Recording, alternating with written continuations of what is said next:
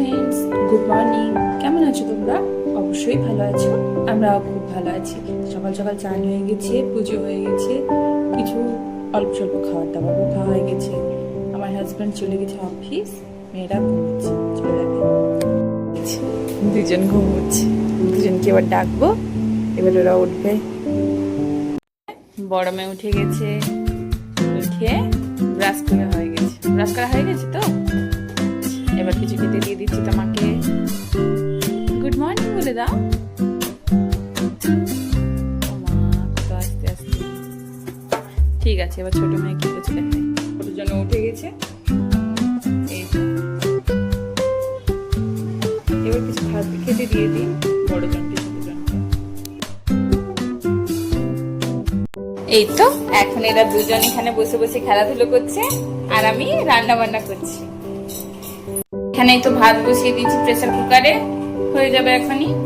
এই যে এখানে ডাল হয়ে গেছে, আর এই যে আমার ছোট মেয়ের জন্য পেঁপে আর ডাল সেদ্ধ, আর এই চচ্চড়ি আর আলু ভাজা।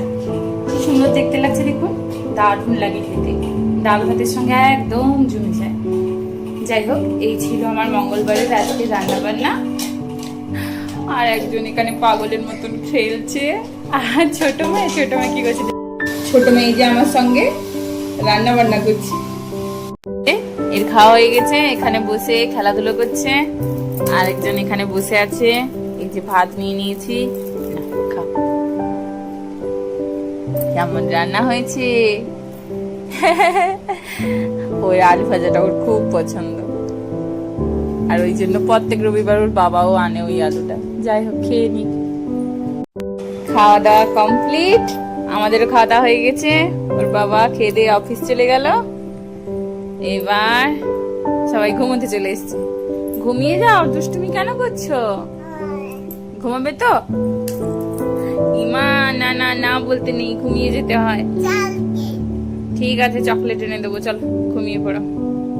ঠিক আছে, এবার ঘুমানো যাক। তো এই তো সন্ধেবাতি দেওয়া হয়ে গেছে, দিয়ে তারপর এই যে একজন এখানে বসে বসে খাচ্ছে তাল মিছরি।